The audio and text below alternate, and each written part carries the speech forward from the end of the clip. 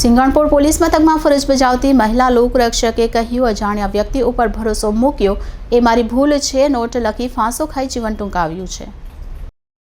Singanpor police મથકમાં ફરજ બજાવતી મહિલા લોકરક્ષકે માતાને ઉપદેશીને સુસાઇડ નોટ લખી આત્મહત્યા કરી લીધી હતી. અજાણ્યા વ્યક્તિ ઉપર ભરોસો મૂક્યો એ મારી ભૂલ છે. નોટ લખી મહિલા લોકરક્ષકે ફાંસો ખાઈ જીવન ટૂંકાવ્યું હતું. જો કે સુસાઇડ નોટમાં તેણીએ કોઈપણ વ્યક્તિના નામનો ઉલ્લેખ કર્યો ન હતો.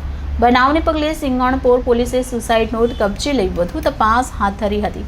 મળેલી માહિતી પ્રમાણે મૂળ સુરત જિલ્લાના માંગરોળ તાલુકાના વડગામના વતની 26 વર્ષીય હર્ષનાબેન ચૌધરી હાલ સિંગણપોર વિસ્તારમાં આવેલ મહેશ્વરી પેલેસમાં રહેતી હતી. હર્ષનાબેન સિંગણપોર પોલીસ મથકમાં લોકરક્ષક તરીકે સેવા બજાવતી હતી. સોમવારે હર્ષનાબેને ઘરમાં પંખા સાથે દુપટ્ટો બાંધી ફાંસો ખાઈ આત્મહત્યા કરી લીધી હતી. એસીપી લક્ષ્મણસિંહ ઝાલાએ જણાવ્યું કે આજે બપોર સુધી હર્ષનાબેન નોકરી ઉપર હાજર થઈ ન હતી, જેથી તેના ઘરે જઈને જોતા તેણીએ ફાંસો ખાઈ લીધો હતો. ઘરમાં તપાસ કરતા તેની પાસેથી એક સુસાઇડ નોટ મળી આવી હતી, જેમાં કોઈએ તેને દગો આપ્યો હોય તેવું જોવા મળ્યું હતું. પોલીસ અધિકારીઓએ લોકરક્ષક હર્ષનાબેન ચૌધરીના આખા ઘરની તપાસ કરી, જેમાં મોબાઈલની સાથે સુસાઇડ નોટ મળી આવી હતી. પોલીસે બંને એવિડન્સને પોતાના કબજામાં લીધા છે અને વધુ તપાસ હાથ ધરી છે. લોકરક્ષક હર્ષનાબેન ચૌધરીએ સુસાઇડ નોટમાં મમ્મી, પપ્પા અને બહેન ભાઈને માફી માંગી છે તથા કોઈ પર વિશ્વાસ ન કરવો, મને માફ કરજો અને તમારા બધાનું ધ્યાન રાખજો એવું લખ્યું છે.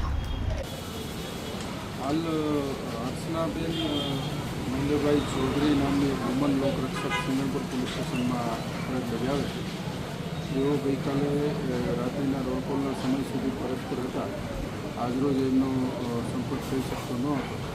એ દરમિયાન તપાસ કરતાં સિંગણપોર વિસ્તારમાં આવેલ તેમના એપાર્ટમેન્ટના રૂમમાં પંખા સાથે ઝડપી અને આત્મહત્યા કરેલી હાલતમાં મળી આવે છે. જે બાબતે સિંગણપોર પોલીસે અકસ્માત મોતનો ગુનો રજીસ્ટર કરી આગળની તપાસ હાથ ધરી છે.